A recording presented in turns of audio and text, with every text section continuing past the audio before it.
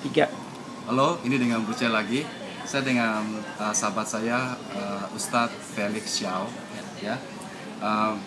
Pak Felix sebagai Muslim Tionghoa ya, kita banyak yang pengen tahu juga nih. Sebenarnya cukup banyak nggak sih Muslim Tionghoa di Indonesia?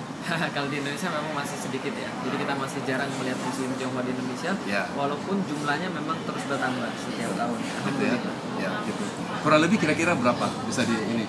Saya nggak pasti berapa, tapi kalau kita lihat misalnya di Facebooknya penggunanya anak-anak muda sampai orang tua ya. Ya. Itu ketika ada satu grup itu Tionghoa Muslim itu sekarang pengikutnya sekitar 700 sampai 800-an orang.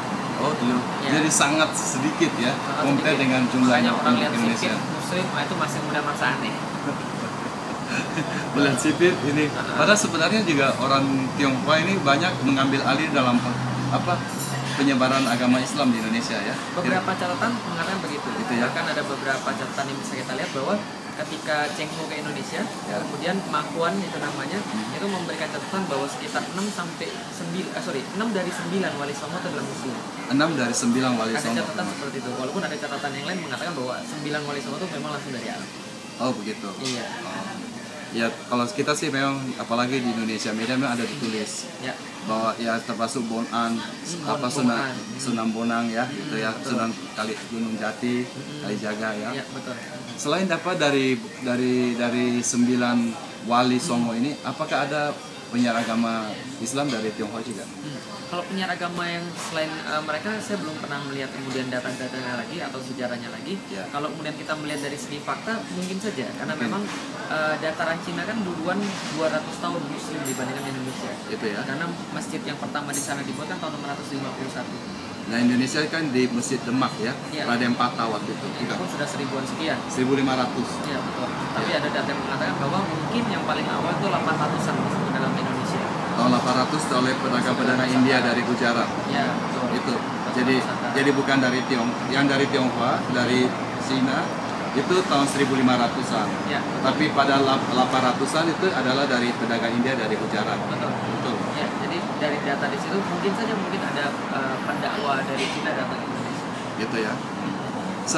Sebagai orang Tionghoa yang Muslim, apakah Felix pernah mengalami diskriminasi enggak?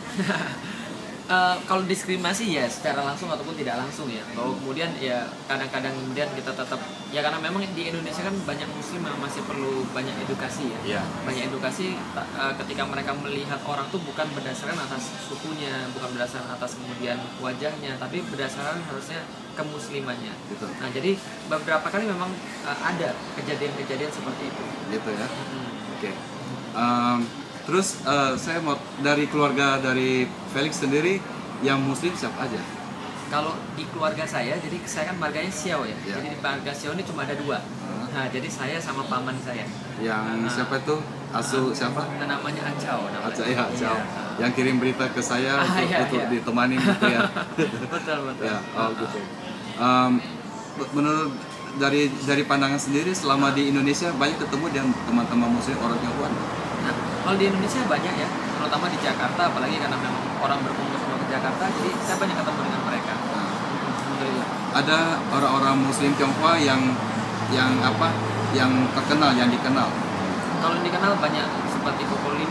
Siapa itu? Jadi Ustadz namanya Kokolim, terus ada juga Mahmud Yunus yang juga cukup terkenal dari PT. Ada di daerah Gajah Mada kan ada Masjid Ali Karim Khoi. Nah, yang Masjid Lause kalau orang Lause Muru artinya kan ya. Nah, jadi Masjid Lause di daerah Hayamuru. Gajah Mada Hayamuru sana. Itu ada satu masjid juga memang terkenal sebagai masjid orang-orang Chinese yang biasa kajian di sana. Oh gitu, yang ke sana ya. Bagaimana dengan di daerah luar Jawa? Pernah ketemu sering?